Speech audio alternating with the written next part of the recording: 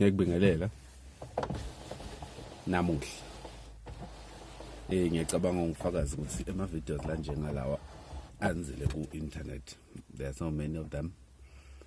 This is one of them. I don't know whether they are not professional or what, but at the end of the day there's a message for you in it. Ngifisa ukukhuluma ngesihloko sami ku-this brief discussion noma ke brief sermon lengizokhuluma ngayo. It's not a sermon, but it's just I want to share something. Ngifuna ukukhuluma nje ukuthi as long as the pain doesn't take me to hell or doesn't equal hell, then I can take it, because it's not worth giving up on God. You know, there are times, there are instances letindotendeka kithi lethi kwanza ukuthi ekugcineni kwakonke songazobe ulingeke ukuthi hayi uNkulunkulu akaphila akekho, and give up your faith in God. Ugcina ungasamnaki uNkulunkulu, utitshela ukuthi akakucabangeli, akanenzaba nawe, mhlambe ushwalelwe sihlobo nama kwendekeni kuwele ebuhlungu. Ulova ngathi uNkulunkulu yathi ngabe uintervenile la. Ngifisa nje ukusharisha lokuthi noma ke ucabangani ngaNkulunkulu wena noma mina ngicabangana ngaNkulunkulu, akumshintshi ukuthi ungubani. Siyayithandaza sithi inkosi idimbule kithi. Kuhle ukuthi uNkulunkulu atembule kithi vele ngemthandazo, kodwa iBhayibheli likhona. Thatha iBhayibheli, search iBhayibheli utothola ukuthi uNkulunkulu ungubani. Manje ngidawusharisha nje nami indzaba yami le ngathi ibuhlungu, but ayisi painful enough ukuthi ngingaze ngiyekele kukhona uNkulunkulu. Way back ngisafunda ekwaLuseni, that in the first year, it was 2000 it was 2001 in the first year. Ngase ngivele nginako ukugula. In fact kwangicala ngisafunda isikolo. Ngangigula ngesisu, ngesifuba, chest pain, konke. Ngiyakhumbula ukuthi e-university at one point ngaya kulabona silaba sidako, banginiketana libhokisi le stultul semayojel, bengihlala nase common room ngendlela bengigula ngayo, ngihle ngiyale kuze benginamhla lokugula lokosolo nginako. What have I done about it? Ngithena ngicela kusebenza kusho nje throughout my life e-university bengiphela nako 4 years, that is 4 years. Then ngase ngicela kusebenza fortunately ngisebenza khona kunabo medical aid and stuff like that. Then ngahamba ngakuba specialists locally, kwaba nebulukhuni bangitransfera ngaye eNasport, bangireferisha ngaye eNasport, ngayichecka le nto kwathiwa kudokotela bathi kudela bakubonako. Ngabuya isachubeka sifo nje ngoba kuhle ke kuba ngcono, kodwa nje sachubeka. Uyathi ukuthi kusukela kwacala kungiphatha, I've been praying about it kulo uNkulunkulu lengikhuluma ngaye namhla ukuthi simele kumethemba.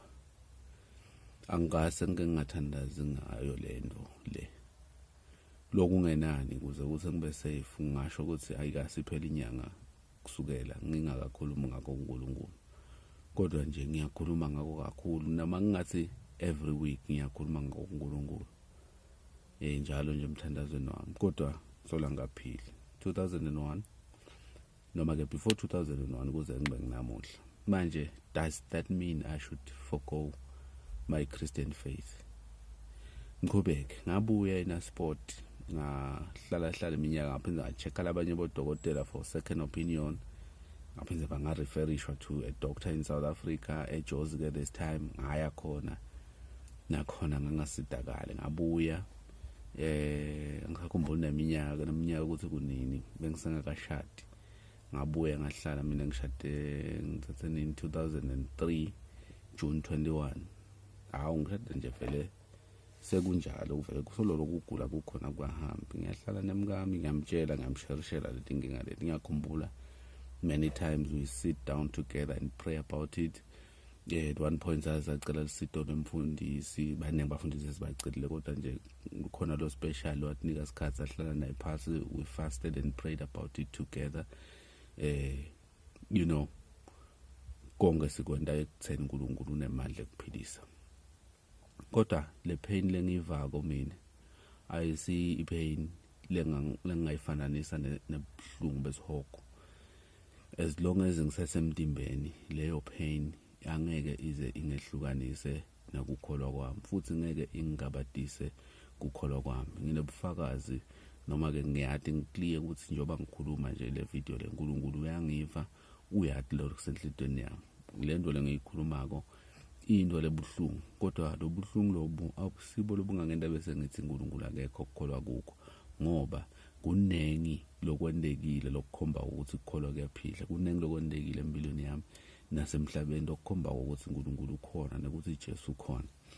Angiyithandi le attitude mhlawumbe lesihle siba nayo ukuthi umuntu lo rebellious longafuni kuva ukuthi uNkulunkulu uthini nekulalela uNkulunkulu bese sithi akunenzaba inzaba yakhe, utawudibonela amakafu utayisihogweni. Akakufuni uNkulunkulu naloko, because he's calling everyone to repentance no matter the situation. Angingabathi kunebantu abahluphekayo kakhulu who are suffering more than I do. Ngeke ngathi kahle noma bayachubeka nokukholwa, kodwa lobuhlungu lengibuvayo as long as ibsesenyameni akusibo obuhlungu lobungenda ukuthi ngiyekele ukukholwa uNkulunkulu. Manje ngilokukhuthata ukuthi noma ngabe uvelelwa yini empilweni akusiso sizathu ukuthi ungabe sesowusola uNkulunkulu. Ukhumbule ukuthi uNkulunkulu umkhulu, uzuthi David ebekayini umuntu ukuthi uNkulunkulu bongamnaka na. Ukhumbule ukuthi uNkulunkulu ukwabhalile ama-solutions ekuphileni kwakhe vele kutawendeka eBhayibhelini, kutawendeka letinye impendulo singatitholi lamhlabeni. Kusanele konke lokho. Na ukhumbula kahle naPaula iBhayibheli lithi wakwaba nelinyeva emtimbeni wakhe kodwa azange agive up. Lokhuthata mhlobo wami, noma ngabe yini ubuhlungu lobukhona enyameni, engqondweni, noma ucilatwa indoda yakho noma ucilatwa ngumfati wakho, iminyaka seyiphelile noma sekunjani njani, akusiso sizathu leso lesingenda ukuthi bese uthi angiyekele lento ekukholwa ayisebenzi nebantu bayangihleka ngeke ungiside ngalutho mina lokukholwa ngoba kungihlekisisa ngebantu. Egcineni uNkulunkulu engimthandazako akangithembisi akafezi la akakuthembisile ngekubuka kwakho. Akusiso sizathu lesifanele leso. Uyathi ukuthi nangingasho liqiniso kunebantu esihogweni laba febaya ekulahlweni kwaphakathi labathi uNkulunkulu ngangithandaza ngosi ngithi ngiside kula but you didn't help me.